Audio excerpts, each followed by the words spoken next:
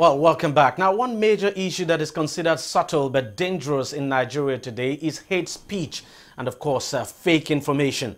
The president in his broadcast also made reference to the manner some Nigerians use the social media in a way that threatens the peace of the country.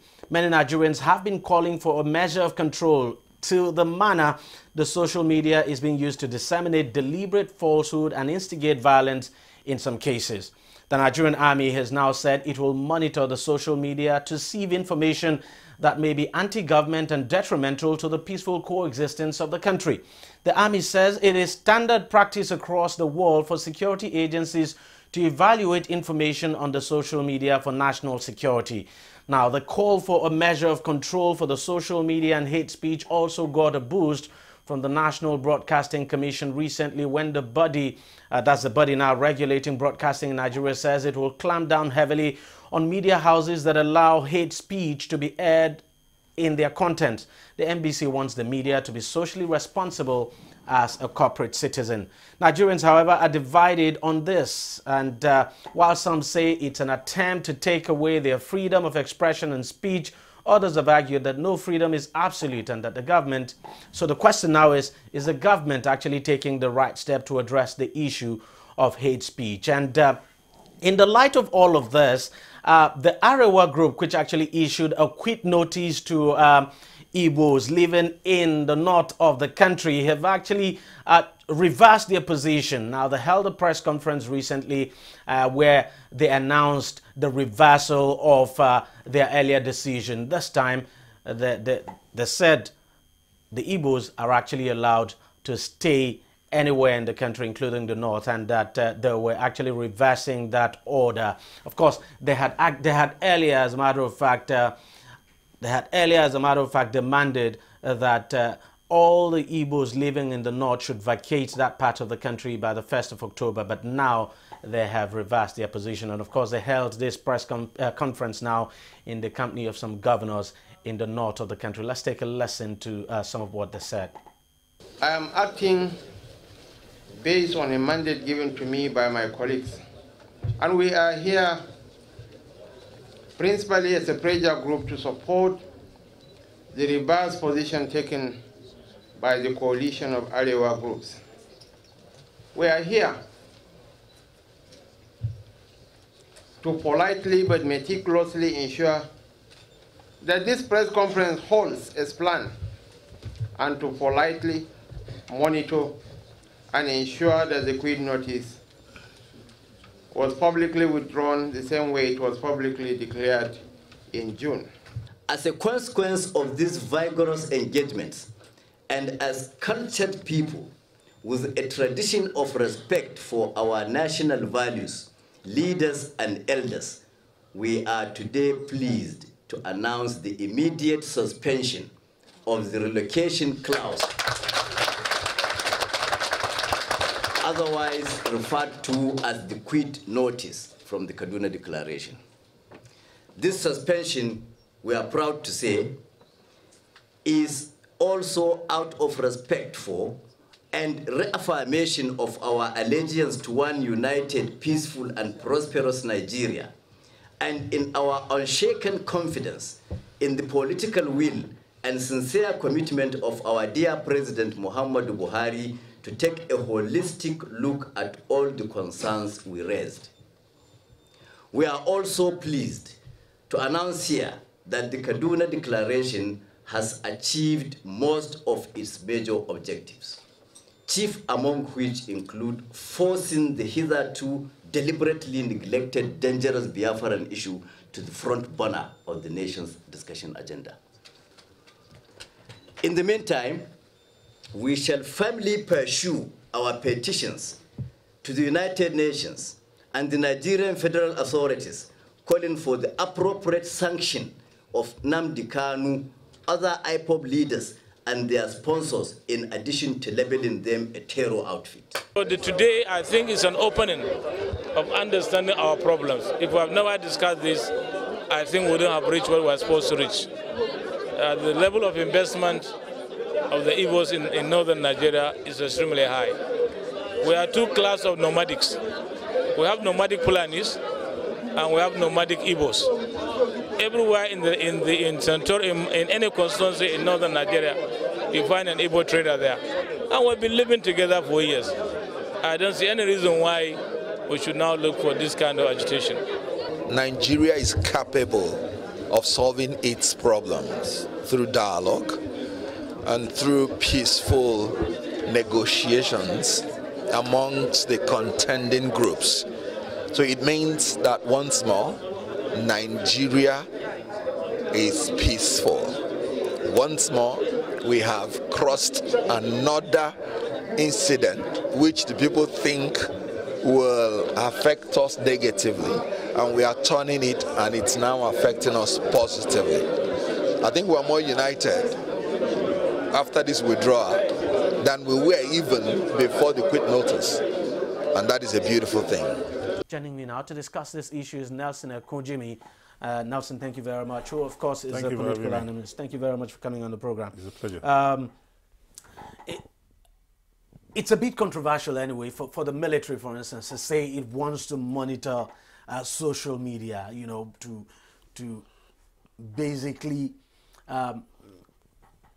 sieve, according to the military now, monitor the social media and sieve the information there, and probably go after information that are anti-government and seemingly anti-country, so to speak. Well, I don't see anything controversial in that aspect, because you have just made it very clear. In as much as every citizen has the freedom of expression. But there's a danger there if the military has to do that. No, the freedom of, just hold on, the freedom of expression that you have, or the fundamental right that you have, is not absolute. It must be exercised with civility, with responsibility. And what the army is saying is in tandem with their constitutional responsibility to protect the territorial integrity of Nigeria.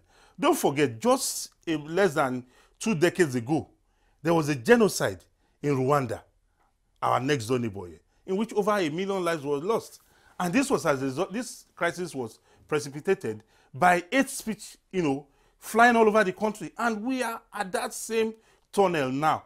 And I think it is only an irresponsible government that will fold its arm while its constitutional responsibility of securing the lives and properties of the people is endangered. But the question is, who defines what is hate speech? Well, by the time don't forget that when the government arrests you or takes you in, there are 3 arms of government. There's the executive, there's the legislature, and there's the judiciary. The executive will only take you to court. It is now left for the court to determine what constitutes an hate speech or not, based on, you know, the laws on ground. And of course, we've seen an argument from some lawyers saying that, well, there is no basic provision of law. There's no law in this country that specifically punishes hate speech, if you like. Remember, the vice president too said something not quite long ago, saying that henceforth the government was going to treat hate speeches now as terrorism. But the question is, some people have said, and to some extent they are correct, that there's specifically no law in this country, you know, a law now that punishes hate speech, so to speak. Well, or defines what a hate speech is. Well, like we usually see, when we get to the river, we'll determine how we cross it. I'm sure for the government to have made that pronouncement. Maybe the National Assembly. Yes, maybe the government is working on that aspect. But also recognize the fact that we have the issue of libel or defamation of character in our constitution. That when you make some statements that are not true, a statement, you know, that is libelous, you can be sued by the offending party. So I believe strongly that there's very urgent need for us to check, you know, the use of speeches that, you know, threaten the very fabric of our country. Don't forget, even during the last administration, you remember vividly well when some people came out and said if candidate A does not become the president of Nigeria, the country will burn. How do you categorize or how do you describe such a speech from a person? And we, as people who are public analysts, came out publicly and were admonishing the government not to tolerate those kind of speeches then. But they allowed it to fly. And here we are today, it is those the consequence, the effects of the speech then that we are suffering today. It has emboldened some other people to toe that same line. But, you know, like we all know that the responsibility of any government is to the welfare of its people. If the government has that responsibility to ensure that the peace and that there's peace and tranquility in the country. And I think that is what Mr. President made, allusion to, which he emphasized in his broadcast. And the government, you know, has made it very clear through the military authorities that, look, if you make any speech that threatens the territorial integrity, the territorial peace of Nigeria, we will not allow it. Why do you think we have this situation now? And it appears we've never had it so bad in the country like we have it now. I mean, this issue of hate speeches. It's because, as a people, I'm sorry to say, but it's an obvious fact that we have lost it. The moral fabric of the society has been totally, or if not, almost eroded. You look because at today, you look at some of these speeches. If they are not targeted at individuals, they are targeted at tribes. They are targeted yes, at ethnic groups. yes, it's rampant. It's rampant because of the fact that people believe the social media, even though it's supposed to be a medium for communication, education, and entertainment, people have turned it into a menace that you can do anything on the social media and, you know, you go scot-free. That is why this type of speeches that you have mentioned, you hardly see it in the conventional media, because the conventional media are also aware that they have a responsibility.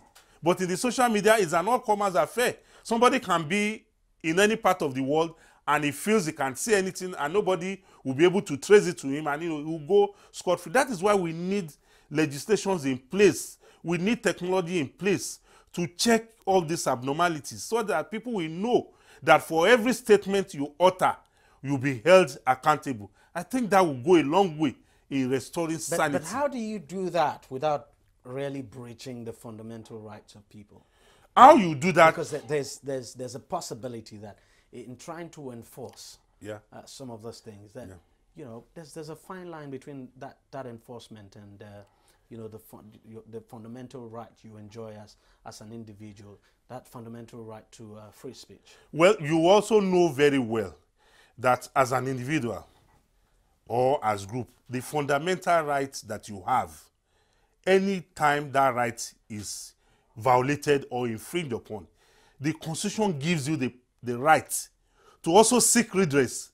So I'm sure those at the aim of their affairs who will be enforcing these rights have that at the back of their mind. And, you know, when anybody is taken in, and at the end of the day, is taken before the judiciary, because I've made it very clear, the executive can only arrest you. The executive cannot convict you. The executive will bring those evidences that are germane to, you know, to the case before the judiciary. And we all know that the judiciary is independent of the executive. It is not left for the facts to be used to either convict or acquit you.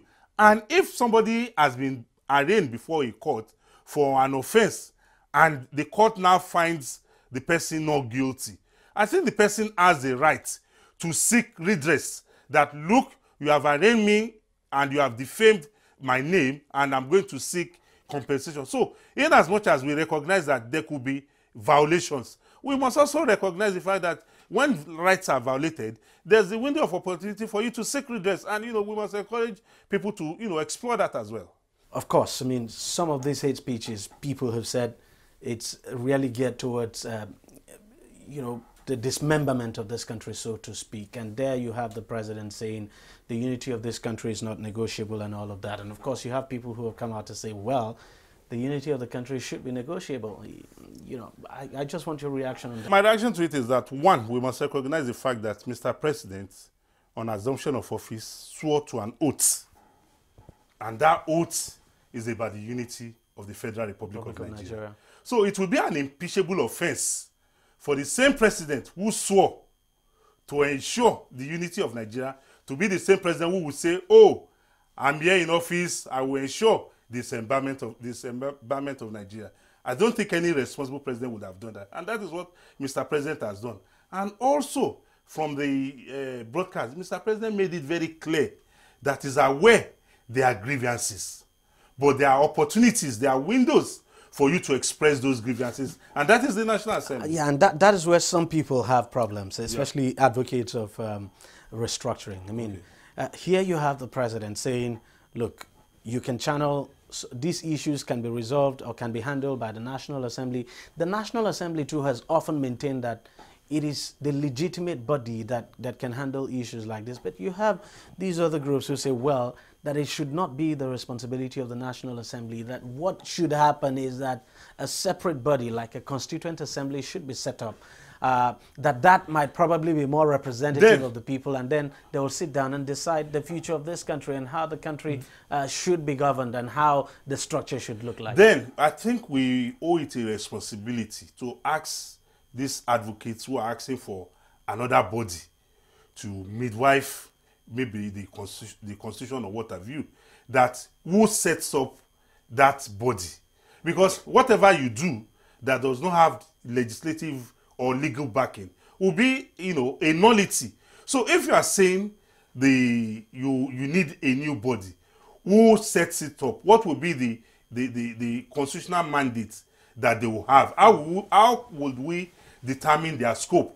Is it you that is outside that does not have the mandate of the people that will decide that for the people, or those that have constitutional mandate to be in office? Because whether we like it or not, the president and members of the National Assembly got into that office through elections that was conducted and in which the people fully participated. So if you are saying we should have another body, the question we need to ask ourselves, how do we put that body in place? Should somebody just sit down somewhere and appoint them, or are they going to come in through elections? And if they are going to come in through elections, who conducts that election? I'm sure it will be the same Independent National Electoral Commission. And if the Independent National Electoral Commission is going to conduct that election, don't forget, the Independent National Electoral Commission is governed by the laws. There's the Electoral Act and the Constitution. So how do we put this body in place? So we must have it very clear at the back of our mind that, look, if we have these grievances, we should explore those channels that we know, that the civilized channels that can bring this thing to fruition. We can make representations to our elected representatives that, look, gentlemen, please table a bill in the House that this is what the Nigerian people want. And, they should take it to a debate, because democracy is about debate, discussion, and negotiations, and, we'll see what comes out of it. But for some people to still insist that this is what we want and you don't want us to go through the democratic process, then it means they don't recognize the fact that we are practicing a constitutional democracy. Because what we have now, the Constitution of Nigeria, is the ground norm, is the Bible that guides the actions of those in government. Anything outside of that is an illegality. Before I let you go, let me just get your take on the decision by the Arewa youth to withdraw that so-called quit notice. Don't you think we're making a meal out of this, that now they have decided to withdraw the quit notice? Do you think the threat made any sense in the first place? No, I think the threat, to be honest to you, was uncalled for. The threat was unfortunate, because like we always admonish ourselves, that an eye for an eye will make both eyes go blind. You don't say because somebody has offended you from one part of the country, then you want to take the laws into your hands. And that is why we must commend this government. Because even before now, the government made it very clear that the security of lives and properties of any Nigerian anywhere, will be guaranteed by the government through the security agencies. And even Mr. President, on coming back to the country, in making his broadcast, made it very clear that any Nigerian has the right to live and do his business in any part of Nigeria without let or hindrance. It was very, very clear. And I'm sure they saw the handwriting on the wall that, the Mr. President meant business, and that, the man's word is his bond. And I think maybe sanity prevailed and they had to do the needful. So for me, as a Nigerian, I'm happy they've withdrawn that ultimatum, because I was very, very disturbed, even though the government of the day gave us those assurances. But I saw some of these comments, some of these threats, as an assault on the territorial integrity of Nigeria, on the psyche on the unity of the Nigerian people. But thank God they have done the needful. And again, we must commend the government for, repeatedly assuring us that, look, Nigerian people, you have a government in place and we have a responsibility to ensure that you live in peace, which is the primary responsibility of any government. You think the government should use the same approach? I mean, obviously, people from this government actually met with the Arewa youth, and we saw, for instance, that the president's senior special assistant on political matters actually met with them. You think the same approach too should be used for IPOB? I don't know the basis of the government representatives meeting with the Arewa youths, but I will admonish at this stage that I don't think it is right for the government to be meeting with these groups, because one fact that we must get very clear: there are 1,001 million groups in Nigeria. By the time you start meeting with these groups, you are emboldening them. So it is important for the government to make them recognize the fact that, look, no matter your grievances, they are elected representatives, they are constitutional institutions that you should approach. No, but okay, now that this has happened, I mean, there was a meeting. Don't you think there should be a meeting with the other group as well to make them calm down? Well, I'm not sure the other group came out and gave an ultimatum that people should leave the Southeast. Well, but they are threatening secession anyway.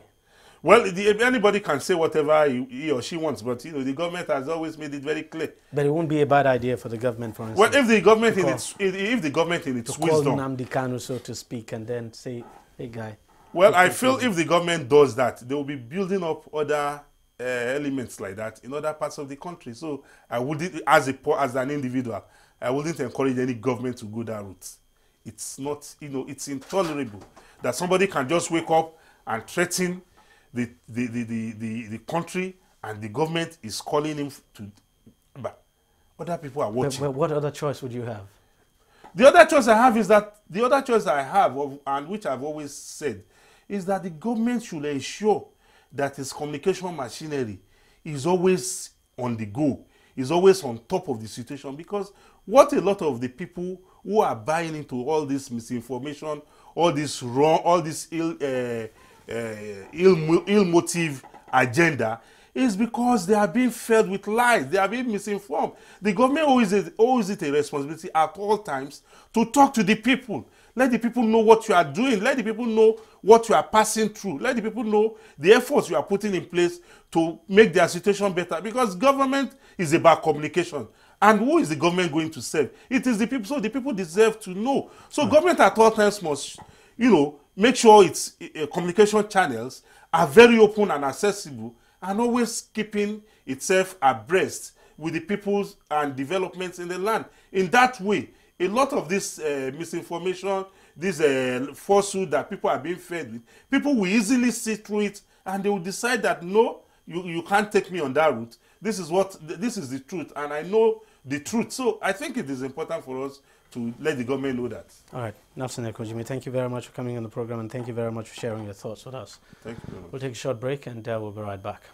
Every day, every hour, and every minute, news break in Nigeria. Things happen so fast, it's most times difficult to track and comprehend them. But that's what we do right here on DEJI360. 2015, would you want to come back again? It's like asking Jesus Christ, if he knew he was going to die, will you want to come back as the savior of the world again? We do not just help you track the stories, we break them down, explore all the angles, analyze the issues so that you can fully comprehend the stories and use them to make the right decisions.